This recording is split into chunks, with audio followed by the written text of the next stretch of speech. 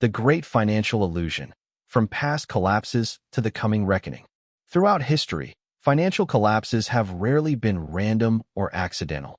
They have been orchestrated by those who control the flow of money. From the 1929 Wall Street crash to the 2008 subprime mortgage crisis, each so-called economic downturn served to consolidate power and wealth into fewer hands. The present era is no different.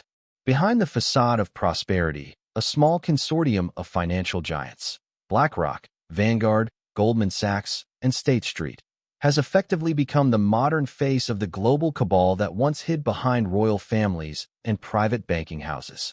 These institutions dominate every aspect of the financial system, from capital markets to real estate, from energy to media. Their influence stems not from genuine productivity, but from access to an infinite well of liquidity created by central banks, particularly the Federal Reserve. Money is no longer earned, it is manufactured. With a few keystrokes, billions are conjured from nothing and handed to the same financial conglomerates under the guise of stimulus or quantitative easing. BlackRock, in particular, has grown into a shadow government of finance. Managing over $10 trillion in assets, it indirectly controls more than 90% of Wall Street through its cross-ownership of major corporations. When Apple, Tesla, or Microsoft soar to record valuations, the illusion of prosperity spreads through media headlines, but it is an illusion nonetheless. The high numbers in the stock markets are artificially inflated by the very institutions that profit from those bubbles. The wealth that appears to exist on paper is merely the result of speculative liquidity, monopoly money backed by debt, not production. This model is eerily reminiscent of the 1920s, when the U.S. Federal Reserve expanded credit excessively, inflating asset values until the inevitable crash of 1929. The cycle repeated in 2008 when Wall Street banks gambled on subprime mortgages with funds borrowed at near-zero interest from the Federal. Each crisis followed the same script. The elite created a bubble, sold at the peak, let the system collapse, and then bought the world back at a discount.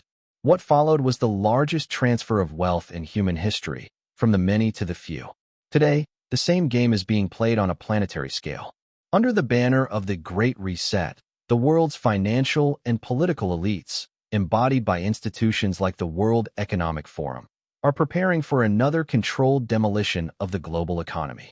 The Rothschilds, Rockefellers, and Morgans, whose empires once built the very foundations of modern banking, now stand ready to harvest the collapse.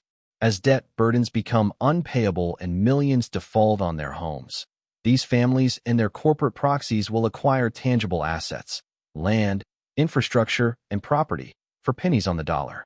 Klaus Schwab's infamous prediction, "You will own nothing, and you will be happy," was not a warning but a declaration of intent. It envisions a world where ownership is concentrated in corporate hands, while the masses rent their lives through digital subscriptions and central bank-controlled digital currencies.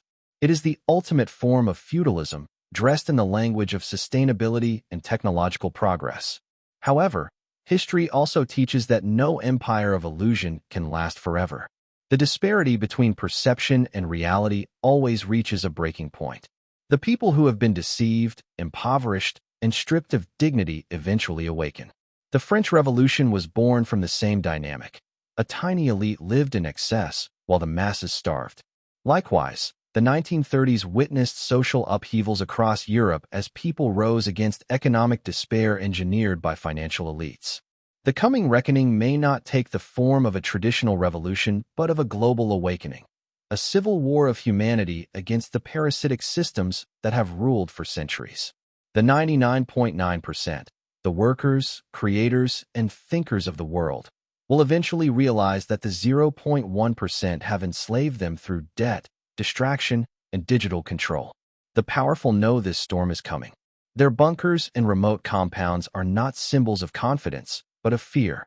They prepare to hide from the consequences of their own greed, believing concrete walls can shield them from moral collapse. But history is unforgiving. When the illusion finally shatters, it is not the powerless who are hunted. It is those who built their empires on deceit. The world stands today at the edge of a financial precipice greater than 1929 or 2008.